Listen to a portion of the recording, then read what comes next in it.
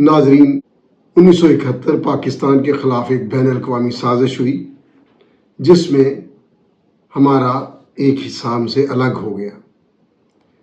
अब भारत ने तब से ये समझ रखा था कि कोई पता नहीं वो क्या कुव्वत है, हालांकि ऐसा नहीं था। मुझे याद है भुट्टो साहब की स्पीच हमने कई दफ़ा वो सुनी। उन्होंने इंदिरा गांधी को मुखातिब करते हुए कहा, वो शिकस्त हालात की शिकस्त थी, अब जारहत करो माई, अब जारहत करो माई। वो उस वक्त भी ललकारते थे। भारत बहुत पहले एटमी कुव्वत बन चुका था। पाकिस्तान की आर्मी रिस्पॉन्ड जरूर करती है।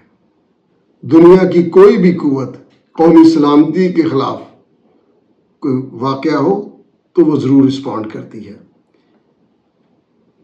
सियासी हवाले से लोगों की आरा मुख्तलिफ होती रही हैं, जिसने काफ़ी हमें कौमी तौर पर नुकसान भी पहुँचाया। हमारा एटमी प्रोग्राम जुल्फ़िकार अली भुट्टो साहब के वक्त में ही तकरीबन मुकम्मल हो चुका था, तनसीब हो चुका था, सब कुछ हो चुका था। और 80s के शुरू में एटम बम बनाने की सलाहियत रखते थे।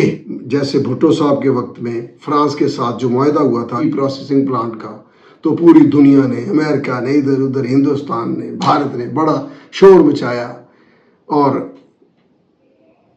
अजीम रहनुमा जुल्फ़िकार अली भुट्टो ने दुनिया को भी उस ध्यान लगाए रखा कि हमें वो लेने दे, हमारा एटमी प्रोग्राम बड़ा पुरअमन है, सारा कुछ है।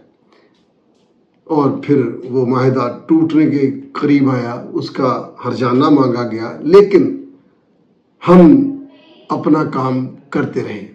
5.5 साल भुट्टो साहब के दौर में 71 से लेकर जब वो गवर्नमेंट से गए तो उस वक्त पाकिस्तान इस्लामी दुनिया का रहनुमा के तौर पर उभरने वाला मुल्क था और हमारा मेयार ज़िंदगी, हमारी उड़ान, हमारा पॉलिटिकल इंट्रोडक्शन, हमारा समाजी इंट्रोडक्शन, हमारा बैन अल-अक़वामी इंट्रोडक्शन अपने नुक्ता अरूज पर था। इसके साथ साथ हमारी जो अस्करी तैयारियां थीं अपने दिफा के लिए वो रहीं। हम अपनी तैयारी करते रहे अपने दिफा के लिए। इस दौरान हम पर बहुत कुछ हुआ, हम पर बैन अल-अक़वामी तौर पे हम पर जंगें ठौंसी गईं, हमारे मुल्क में दहशत गर्दी ने राज किया।